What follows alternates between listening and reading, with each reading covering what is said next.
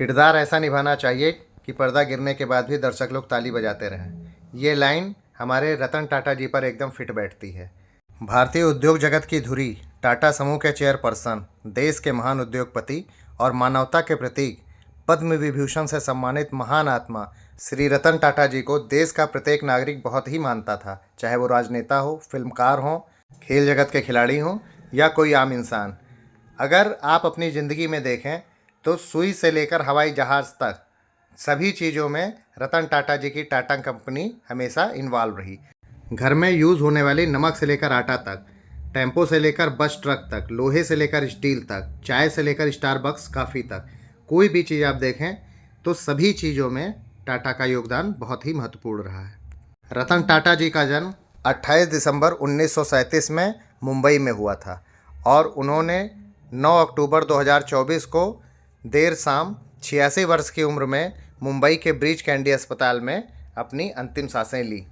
इनको 50वें गणतंत्र दिवस यानी 26 जनवरी सन 2000 को पद्म भूषण से सम्मानित किया गया और सन 2008 में इनको पद्म विभूषण से भी सम्मानित किया गया और इनको महाराष्ट्र विभूषण और असम वैभव से भी इनको सम्मानित किया गया है। साथ ही साथ 2023 में इनको आर्डर ऑफ ऑस्ट्रेलिया से भी सम्मानित किया गया है। ये पारसी पंथ को मानने वाले थे और ये अविवाहित थे। इन्होंने 1961 में टाटा स्टील में नौकरी शुरू की थी और 1991 में टाटा ग्रुप के चेयरमैन का पद संभाला था और साल 2012 में ये रिटायर हो गए।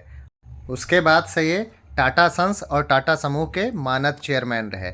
सरकारी उपक्रमों के बाद सबसे बड़ी कंपनी है इनकी, जिसमें सबसे ज़्यादा एम्प्लॉई हैं देश भर में, और इन्होंने स्टार्टअप, सोशल रिफॉर्म और सोशल वर्क के लिए भी बहुत सारा काम किया और ये बहुत ही परोपकारी व्यक्ति थे। इन्होंने काफ़ी पैसा बच्चों के हेल्थ के लिए और एजुकेशन के लिए दान किया है। इन्हें 2023 में महाराष्ट्र उद्योग रत्न भी मिला और इनके मृत्यु के बाद महाराष्ट्र की कैबिनेट ने इनको भारत रत्न देने के लिए केंद्रीय सरकार से मांग भी की है। 7 अक्टूबर 2024 को भी ये ब्रीच कैंडी अस्पताल में भर्ती हुए थे। तब उन्होंने कहा था कि वो अपनी आयु और संबंधित चिकित्सा स्थिति के कारण नियमित चिकित्सा परीक्षण कराने के लिए वो भर्ती हुए हैं और जबकि उसके 2 ही दिन बाद वो हम लोगों का साथ छोड़कर चले गए। इनके द्वारा कुछ फेमस कही गई बातें, जैसे अगर आप तेज़ चलना चाहते हैं तो अकेले चलिए, लेकिन अगर आप दूर तक जाना चाहते हैं तो साथ चलिए। दूसरा ये कि मैं सही निर्णय लेने में विश्वास नहीं करता, मैं निर्णय लेता हूँ और फिर उन्हें सही बनाता हूँ।